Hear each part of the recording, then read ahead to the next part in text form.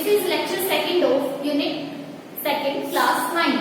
तो इससे पिछले वाले लेक्चर में हमने क्या पढ़ा था कि प्योर सब्सटेंस और मिक्सचर के बारे में पढ़ा था। मैटर की क्या होती है, टू टाइप्स का होता है मैटर, प्योर सब्सटेंस और मिक्सचर।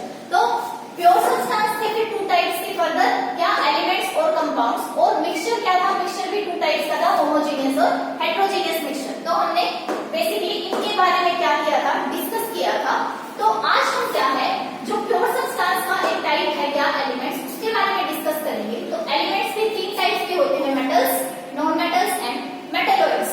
तो एलिमेंट्स क्या होता है, made up of only one kind of atoms. जैसे कि क्या है, आपको आयरन दे दिया, आयरन के अंदर मतलब क्या है, बहुत सारे Fe के क्या है, एटम्स, और उनसे मिलकर क्या बना है, हमारा आयरन का एक एलिमेंट बना है। तो इसका मतलब क्या है, एलिमेंट्स के अंदर सिर्फ क्या होंगे, सिर्फ एक काइंड के एटम होंगे। जैसे अगर सिल्वर लें हम, तो सिल्वर के अंदर क्या है, सिर्फ सिल्वर के ही मतलब Ag के ही क्या है, बहुत सारे एटम्स हैं, उनसे मिलकर क्या बना होगा, सिल्वर का एलिमेंट बना होगा। तो अब ये क्या है, एलिमेंट्स तीन टाइप के हैं, मेटल्स, नॉन मेटल्स और मेटलॉइड्स। तो मेटल्स क्या है और नॉन मेटल्स क्या है, उनकी क्या प्रॉपर्टी है, हम उनके बारे में डिस्कस करते हैं। तो सबसे पहले क्या है, हम प्रॉपर्टी डिस्कस करेंगे, मैलिएबिलिटी एंड डक्टाइलिटी, कि मेटल्स क्या होती हैं, मैलिएबल होती हैं या डक्टाइल होती हैं। तो क्या है कि मैलिएबिलिटी का मतलब क्या है कि मेटल्स को क्या कर सकते हैं हम, थिन शीट्स में कन्वर्ट कर सकते हैं या नहीं। और डक्टिबिलिटी क्या होती है, थिन वायर्स में कन्वर्ट कर सकते हैं या नहीं। तो मेटल्स क्या होती हैं, मैलिएबल भी होती हैं और डक्टाइल भी होती हैं, क्योंकि मेटल्स को हम क्या कर सकते हैं, थिन शीट्स में भी कन्वर्ट कर सकते हैं बाय हैमरिंग। और डक्टिबिलिटी भी होती है मेटल्स के अंदर, क्योंकि हम उनको क्या कर सकते हैं, थिन वायर्स में भी कन्वर्ट कर सकते हैं। जैसे कि एल्यूमिनियम की क्या होती है, वायर्स होती हैं, हमारी इलेक्ट्रिक अप्लायंसेस में यूज होती हैं एल्यूमिनियम की वायर्स। और मेटल्स को हम थिन शीट्स में भी कर सकते हैं, जैसे कि एल्यूमिनियम का ही क्या हम फॉइल पेपर यूज करते हैं खाना वगैरह पैक करने के लिए। तो नॉन मेटल्स क्या होती है, नॉन मेटल्स हमारी मैलिएबल और डक्टाइल नहीं होती हैं, वो क्या होती है, ब्रिटल होती है नेचर में। और ब्रिटल का मतलब क्या है, आसानी से ब्रेक हो सकती है। अब आती है सेकंड प्रॉपर्टी, लस्टर। लस्टर मतलब क्या होता है, शाइनिंग प्रॉपर्टी शो करना। तो मेटल्स क्या होती हैं, मेटल्स आर लस्टर्स, मतलब क्या है, मेटल्स क्या होती हैं, शाइनिंग होती है, शाइनिंग नेचर होती है मेटल्स की, और हम उन्हें क्या कर सकते हैं, पॉलिश भी कर सकते हैं। लेकिन नॉन मेटल्स क्या होती हैं, don't have lustre. Non metals के अंदर शाइनिंग प्रॉपर्टी नहीं होती है, लेकिन एक्सेप्शंस क्या क्या है इसमें, आयोडीन एंड ग्रेफाइट। आयोडीन और जो ग्रेफाइट नॉन मेटल्स हैं हमारी, वो क्या होती हैं, लस्ट्रस होती हैं, और बाकी जो नॉन मेटल्स हैं वो लस्ट्रस नहीं होती हैं। और नॉन मेटल्स को हम पॉलिश भी नहीं कर सकते हैं, बट एक्सेप्शन क्या है, डायमंड। डायमंड एक नॉन मेटल है और उसे क्या है, पॉलिश किया जा सकता है। थर्ड प्रॉपर्टी क्या आती है, कंडक्टिविटी। कंडक्टिविटी क्या है कि इलेक्ट्रिसिटी या हीट को वो अपने अंदर से पास होने दे रही है मेटल्स या नॉन मेटल या नहीं। तो मेटल्स क्या होती हैं, गुड कंडक्टर होती हैं, इलेक्ट्रिसिटी की भी और हीट की। लेकिन एक्सेप्शंस होती है हर चीज के अंदर। तो मेटल्स में भी एक्सेप्शंस हैं क्या, कि जो लेड है आपका, जो पीबी मेटल है, वो क्या होती है, हीट के लिए बैड कंडक्टर होती है, हीट को अपने अंदर से पास नहीं होने देती। और ऐसे ही आयरन क्या है, इलेक्ट्रिसिटी के लिए बैड कंडक्टर ऑफ इलेक्ट्रिसिटी है। क्यों, क्योंकि वो इलेक्ट्रिसिटी को अपने अंदर से पास नहीं होने देता। तो लेड है जो, वो हीट के लिए बैड कंडक्टर है, और आयरन इलेक्ट्रिसिटी के लिए बैड कंडक्टर है। इन दोनों को छोड़कर सभी मेटल्स गुड कंडक्टर होते हैं, इलेक्ट्रिसिटी और हीट। लेकिन नॉन मेटल्स क्या होते हैं, सभी जनरली बैड कंडक्टर होती हैं, एक्सेप्ट किनको, डायमंड और ग्रेफाइट को छोड़ के। डायमंड और ग्रेफाइट को छोड़ के सभी non metals bad conductor of electricity and heat होती हैं। तो जो डायमंड है वो हीट के लिए क्या है, गुड कंडक्टर है, और ग्रेफाइट इलेक्ट्रिसिटी के लिए गुड कंडक्टर है। अब आता है आपका फिजिकल स्टेट, कि मेटल्स की फिजिकल स्टेट क्या है, वो दिखने में कैसे दिखती हैं, सॉलिड है, लिक्विड है, गैस है, कैसी है। तो मेटल्स क्या होती हैं, जनरली सॉलिड्स होती हैं रूम टेम्परेचर के ऊपर। एक्सेप्शन क्या है, मरकरी, मतलब Hg। मरकरी क्या है, आपकी रूम टेम्परेचर के ऊपर हमें लिक्विड में मिलती है, जबकि क्या है, वो एक मेटल है, बट रूम टेम्परेचर पे वो लिक्विड है। और उसको छोड़कर सभी मेटल्स क्या होती हैं, आपकी सॉलिड्स होती हैं रूम टेम्परेचर पर। और नॉन मेटल्स क्या होती हैं, जनरली आपकी सॉलिड्स और गैसेस होते हैं। नॉन मेटल्स क्या कैसे एग्जिस्ट करती हैं, सॉलिड्स की फॉर्म में और गैसेस की फॉर्म में। Accept bromine. ब्रोमीन आपकी क्या है, नॉन मेटल है, जो क्या होती है, लिक्विड फॉर्म में होती है। हम लैब्स में देखते हैं ब्रोमीन को क्या है, कंटेनर के अंदर रखते हैं, क्योंकि वो क्या है, लिक्विड फॉर्म में होती है। हार्डनेस, अब आती है नेक्स्ट प्रॉपर्टी हार्डनेस की। हार्डनेस कैसे होती है, मेटल्स या नॉन मेटल्स हार्ड होती है या सॉफ्ट होती है? तो जो मेटल्स होती हैं वो क्या होगी, आपकी हार्ड होती है जनरली नेचर के अंदर। एक्सेप्शन क्या है, एल्कली मेटल्स। एल्कली मेटल्स क्या होती हैं, लिथियम, सोडियम, पोटेशियम, मतलब जो ग्रुप नंबर 1 की मेटल्स होती हैं आपकी एल्कली मेटल्स, ये क्या होती हैं, सॉफ्ट होती हैं, और इनको छोड़ के बाकी सभी मेटल्स क्या होती हैं, हार्ड इन नेचर होती हैं। जबकि नॉन मेटल्स क्या होती हैं, जनरली आपकी सॉफ्ट होती है नेचर में। एक्सेप्शन क्या है नॉन मेटल्स में, डायमंड। डायमंड क्या होता है, बहुत हार्ड नॉन मेटल है। अब आती है टेंसाइल स्ट्रेंथ। टेंसाइल स्ट्रेंथ क्या होती है कि हम कितना उसको कितनी जल्दी ब्रेक कर सकते हैं, मेटल्स या नॉन मेटल्स को। तो जो मेटल्स होती हैं वो क्या होती है, स्ट्रॉन्ग और टफ नेचर की होती हैं, वो जल्दी से हम उन्हें ब्रेक नहीं कर सकते। बट जो नॉन मेटल्स होती हैं उनकी स्ट्रेंथ है, जो टेंसाइल स्ट्रेंथ, वो क्या होती है, लो होती है। इस वजह से वो क्या होती है, इजीली ब्रोकन होती है, मतलब ब्रिटल नेचर की होती है। अब आता है next property melting and boiling point. तो मेटल्स का मेल्टिंग पॉइंट और बॉइलिंग पॉइंट क्या होता है, हाई होता है। जबकि एक्सेप्शन क्या है इसमें, मरकरी, क्योंकि मरकरी क्या है, लिक्विड के अंदर आपकी प्रेजेंट है, और मरकरी का क्या है, जो मेल्टिंग बॉइलिंग पॉइंट होता है वो क्या होता है, लो होता है, जल्दी से क्या होती है, वो बॉइल हो जाती है। और एक्सेप्शन क्या है, अदर एल्कली मेटल्स, इनका भी मेल्टिंग पॉइंट और बॉइलिंग पॉइंट क्या होता है, बहुत लो होता है। एल्कली मेटल्स क्या है, लिथियम, सोडियम, पोटेशियम। अब आते हैं नॉन मेटल्स पे। नॉन मेटल्स का मेल्टिंग पॉइंट जनरली लो होता है। एक्सेप्शन क्या है, कार्बन एंड बोरोन। तो जो कार्बन और बोरोन है आपकी नॉन मेटल्स हैं, उनको छोड़कर बाकी सब जो नॉन मेटल्स हैं उनका मेल्टिंग पॉइंट और बॉइलिंग पॉइंट लो होता है, और कार्बन और बोरोन का क्या होता है, हाई होता है। अब आती है डेंसिटी, कि कितनी वे डेंस होती है मेटल्स या नॉन मेटल्स। तो मेटल्स क्या होती हैं, हाईली डेंस होती हैं, एक्सेप्ट किनको छोड़ के, एल्कली मेटल्स को छोड़ के। बाकी सभी मेटल्स हैं जो हाई डेंसिटी की होती हैं। नॉन मेटल्स जनरली क्या होती हैं, लो डेंसिटी की होती हैं। फिर आता है सोनोरसनेस। सोनोरस मतलब सोनैरिटी। सोनैरिटी का मतलब क्या होता है, ये रिलेटेड होता है साउंड से, साउंड से रिलेट करता है सोनैरिटी। तो जो मेटल्स हैं, मेटल्स क्या होती हैं, वो रिंगिंग प्रोड्यूस करती हैं, रिंगिंग साउंड प्रोड्यूस करती हैं जब हम उन्हें स्ट्रक करते हैं। तो इस वजह से ही जो आपकी बेल्स वगैरह होती हैं टेम्पल्स के अंदर भी, और हर चीज में की जो क्या है, बेल्स वगैरह होती हैं, कोई भी डोर बेल हुई या कुछ भी हुआ, उसके अंदर क्या है, जैसे मेनली क्या है, जो टेम्पल्स की बेल होती है वो आपकी मेटल्स की बनी होती है। क्यों, क्योंकि मेटल्स क्या होती हैं, सोनोरस होती हैं, इसलिए वो क्या करेगी, रिंगिंग साउंड प्रोड्यूस करेगी जब उन्हें हम स्ट्रक करते हैं। ऐसे ही जो नॉन मेटल्स हैं वो क्या होती है, नॉन सोनोरस होती है, वो रिंगिंग साउंड प्रोड्यूस नहीं करती जब हम उन्हें स्ट्रक करते हैं। तो ये ही मेटल्स और नॉन मेटल्स की प्रॉपर्टी जो क्या है, एलिमेंट्स के टाइप। नोट लीजिए।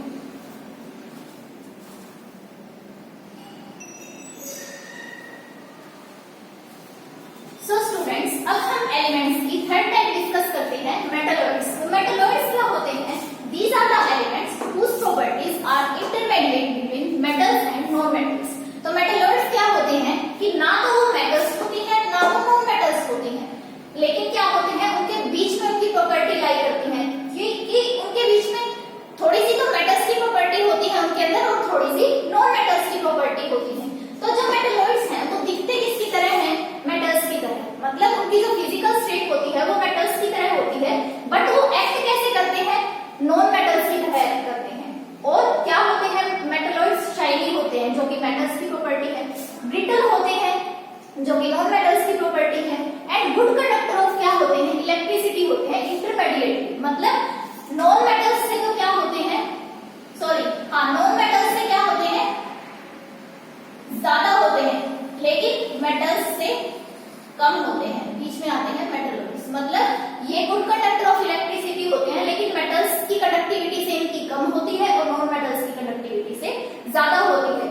जैसे कि आर्सेनिक, सिलिकॉन, एंटीमनी, टिन, ये सब क्या है आपके मेटलॉइड्स। तो अब हम प्योर सब्सटेंस की सेकंड फॉर्म के बारे में पढ़ते हैं। सेकंड टाइप क्या होती है, कंपाउंड। फर्स्ट टाइप क्या थी, एलिमेंट्स की। एलिमेंट्स थी टाइप के थे, metals, non metals and metalloids. अब हम कंपाउंड्स के बारे में पढ़ते हैं कि कंपाउंड्स होते क्या हैं और उनकी क्या प्रॉपर्टीज होती हैं। तो ये क्या होते हैं, these are the pure substance. Compound भी क्या होते हैं, प्योर सब्सटेंस होते हैं जो किससे मिलके बने होते हैं, टू या मोर एटम एलिमेंट से मिलके बने होते हैं और किस रेशो में कंबाइन करते हैं, फिक्स प्रोपोर्शन के अंदर होते हैं। जैसे कि हमारा H2O है, CO2 है, ये सब क्या है, कंपाउंड्स हैं। क्यों? क्योंकि H2O किससे मिलके बना है, हाइड्रोजन और ऑक्सीजन से। CO2 कार्बन और ऑक्सीजन से मिलके बना है। तो हमेशा फिक्स प्रोपोर्शन में होंगे हाइड्रोजन और ऑक्सीजन वाटर के अंदर। कि हमें पता है कि हाइड्रोजन का मास कितना होता है, 1, तो इसका मतलब हाइड्रोजन के 2 एटम्स हैं तो 2, और ऑक्सीजन का मास होता है 16, तो मतलब 16। तो हमेशा 1:8 की प्रोपोर्शन में मिलेंगे हमें हाइड्रोजन और ऑक्सीजन। 1:8 की क्या होगी, मास प्रोपोर्शन होगी हाइड्रोजन वाटर के अंदर। तो कोई भी वाटर दिया हो आपको, चाहे वो रिवर का वाटर हो या फिर कहीं उसका वाटर हो, टैप वाटर हो, हमेशा वाटर का जो वो होगा फिक्स प्रोपोर्शन होगी ऑक्सीजन और हाइड्रोजन की, वो क्या होगी, 1:8 होगी। या फिर अगर हम सिंपल एटम्स की रेशो ले तो वो 2:1 की, हाइड्रोजन के 2 एटम्स हैं और ऑक्सीजन का 1 एटम्स है, और 1:8 क्या है, मास प्रोपोर्शन। तो अब क्या आता है आपका प्रॉपर्टीज, कंपाउंड्स की प्रॉपर्टीज क्या होती है। कंपाउंड्स क्या है, दो एलिमेंट से मिलके क्या बने होते हैं, ये बने होते हैं और कंबाइन करते हैं इस फिक्स प्रोपोर्शन के अंदर। अब क्या है property, these are formed as a result of chemical change. मतलब क्या हो रहा है, जब दो एलिमेंट्स क्या करेंगे, रिएक्ट करेंगे, उनके बीच में क्या होगा, वो कंबाइन करके क्या बनाएंगे, एक न्यू कंपाउंड बनाएंगे। क्या होगी फिर, तो जो उसकी प्रॉपर्टीज होंगी वो क्या होंगी, जो न्यू कंपाउंड बनेगा उसकी प्रॉपर्टी जो आपके कंस्टिट्यूएंट एलिमेंट्स हैं उससे क्या होगी, डिफरेंट होगी। जैसे कि हमने एग्जांपल लिया यहाँ पे आयरन और सल्फर का। आयरन और सल्फर ने केमिकली रिएक्ट किया तो क्या हुआ, ये केमिकल चेंज हुआ उनके बीच में और क्या बने, हमारा FeS बना, फेरस सल्फाइड बना। तो जो फेरस सल्फाइड की प्रॉपर्टी होगी वो आयरन और सल्फर की प्रॉपर्टी से डिफरेंट होगी। तो यही बताया है, प्रॉपर्टीज होती हैं जिनकी डिफर फ्रॉम कंस्टिट्यूएंट पार्टिकल्स। तो क्या है, फेरस सल्फाइड की प्रॉपर्टी क्या है आपकी, अलग है आयरन और सल्फर से। कैसे अलग है वो हमने क्या किया, एक्टिविटी करके देखी। आयरन को जब H2SO4 के साथ रिएक्ट करवाते हैं तो क्या, कौन सी गैस इवॉल्व होती है, हाइड्रोजन गैस इवॉल्व होती है, जो क्या होती है, कलरलेस होती है और ऑर्डरलेस होती है। लेकिन जब फेरस सल्फाइड को हमने क्या करवाया, H2SO4 के साथ रिएक्ट करवाया, तब क्या होगा, H2S गैस इवॉल्व होगी। सिंपल आयरन की करवा रहे थे तो H2 गैस इवॉल्व हो रही थी, फेरस सल्फाइड की करवा रही है तो क्या हो रही है, H2S गैस इवॉल्व हो रही है। और H2S गैस की स्मेल क्या होती है, रोटन एंड की फॉल स्मेल होती है उसके अंदर, बिल्कुल क्या है, रोटन एंड की गंदी स्मेल होती है H2S के अंदर। तो यहाँ से हमें पता चला कि आयरन की प्रॉपर्टीज फेरस सल्फाइड से अलग है। अब क्या आता है second property, always made up of same elements. मतलब क्या है, जो कंपाउंड्स हैं वो हमेशा सेम एलिमेंट्स से मिलके बने होते हैं। कि जैसे CO2 है, वो सेम एलिमेंट्स की, अगर आपको कोई ये बोल दे कि कार्बन डाइऑक्साइड, तो इसका मतलब क्या है, उसके अंदर हमें पता है कि कार्बन और ऑक्सीजन भी होंगे, मतलब सेम एलिमेंट्स भी होंगे। अब वाटर ले लो, वाटर का हमें पता है हाइड्रोजन और ऑक्सीजन से ही मिलके बना है, चाहे वो सी का वाटर है या टैप वाटर है या रिवर का वाटर है, चाहे कहीं का भी वाटर है, हमेशा क्या होंगे, हाइड्रोजन और ऑक्सीजन से मिलके ही बनता है। इसका मतलब क्या बताया है कि जो कंपाउंड्स है वो हमेशा सेम एलिमेंट से मिलके बने होते हैं। अब आती है थर्ड प्रॉपर्टी, क्या, can't be separated back into constituent particles by physical means. मतलब जैसे हमने क्या बना दिया, वाटर बनाया है H2 प्लस ऑक्सीजन को मिला के, क्या बनाया हमारा, ये बन गया, वाटर बन गया। तो क्या है, जो वाटर न्यू कंपाउंड की फॉर्मेशन हुई है, हम उसे क्या है, दोबारा से हाइड्रोजन और ऑक्सीजन में कन्वर्ट नहीं कर सकते बाय फिजिकल चेंज। जैसे कि फिल्टर कर दिया उसे, ठीक, तो उस तरीके से बाय फिल्ट्रेशन या क्या कर दिया, इवेपोरेशन, ये सब क्या है, फिजिकल चेंजेस है। बाय फिजिकल चेंजेस हम इन्हें क्या नहीं कर सकते, किसी भी कंपाउंड को उसके कंस्टिट्यूएंट पार्टिकल्स के अंदर कन्वर्ट नहीं कर सकते। बट बाय केमिकल चेंजेस हम क्या कर सकते हैं, जो आपका न्यू कंपाउंड फॉर्म हुआ है उसको बैक कर सकते हैं उसके कंस्टिट्यूएंट पार्टिकल्स के अंदर। तो जैसे अगर क्या करें, वाटर का इलेक्ट्रोलिसिस कर दें, ठीक, मतलब इलेक्ट्रिसिटी पास करवाएं, तब तब क्या होगा, वाटर कन्वर्ट हो जाएगा H2 और O2 के अंदर। तो क्या किया हमने, इलेक्ट्रिसिटी पास करवाई, इलेक्ट्रोलिसिस करवाया वाटर का, तो हमने केमिकल चेंज किया है। तो इसलिए क्या बताया है कि बाय केमिकल मींस हम क्या कर सकते हैं, कंपाउंड को उसके कंस्टिट्यूएंट पार्टिकल्स में दोबारा से कन्वर्ट कर सकते हैं, बट बाय फिजिकल चेंज हम एक कंपाउंड को उसके कंस्टिट्यूएंट पार्टिकल्स में दोबारा से कन्वर्ट नहीं कर सकते। अब फोर्थ आता है, they have definite molecular formula and fixed melting and boiling point. क्या होता है, इनका एक डेफिनेट मोलिकुलर फॉर्मूला होता है। जैसे आपको शुगर देगा, शुगर एक क्या है, कंपाउंड है, ठीक, क्या फॉर्मूला है, ग्लूकोज दे दिया, ग्लूकोज का फॉर्मूला है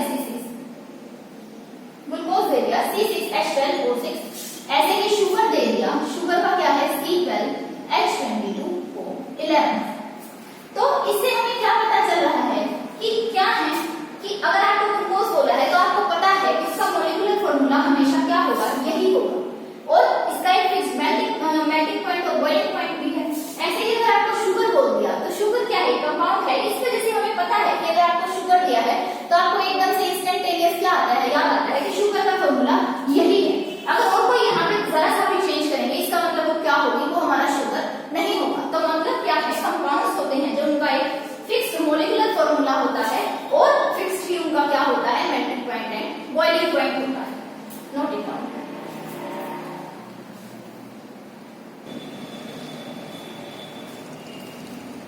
सो स्टूडेंट्स, अब हम बात करते हैं मिक्सचर और कंपाउंड में डिफरेंस क्या होता है। तो मिक्सचर क्या होता है, compound of elements mix together but no new compound is form. मतलब क्या है कि मिक्सचर कैसे बनता है कि दो एलिमेंट्स या दो कंपाउंड को क्या कर दें, हम मिक्स कर दें, तो क्या बनेगा, आपका एक मिक्सचर बन जाएगा। लेकिन क्या है, कोई न्यू कंपाउंड की फॉर्मेशन नहीं होगी। जैसे कि सैंड और क्या किया आपने, सोल्ट, दो आपके क्या एलिमेंट्स हैं उनको क्या कर दिया, मिक्स कर दिया, तो क्या होगा, कोई नया कंपाउंड नहीं बना है, बस वो क्या बना है, एक मिक्सचर बना है। लेकिन कंपाउंड क्या ऐसे बनता है, एलिमेंट्स होंगे जो रिएक्ट करेंगे। उसमें क्या थे, एलिमेंट्स मिक्स हुए थे, इसमें एलिमेंट्स रिएक्ट करेंगे एक नया कंपाउंड की फॉर्मेशन के लिए। जैसे कि H2 plus oxygen, H2 plus oxygen, उन्होंने मिलकर क्या बनाया, H2O बनाया। तो दो एलिमेंट्स हैं, इन्होंने केमिकली रिएक्ट किया है और इसलिए न्यू सब्सटेंस की फॉर्मेशन हुई है। बट यहाँ क्या हो रहा है, सैंड प्लस सॉल्ट, इससे क्या बन गया, उनका एक मिक्सचर बन गया। या फिर क्या करते हैं, शुगर प्लस वाटर, इनसे क्या बन गया, एक मिक्सचर बन गया। उनको क्या किया है, मिक्स किया है, केमिकली कुछ रिएक्शन नहीं हुई है, तो इस वजह से कोई न्यू कंपाउंड की फॉर्मेशन नहीं हो रही।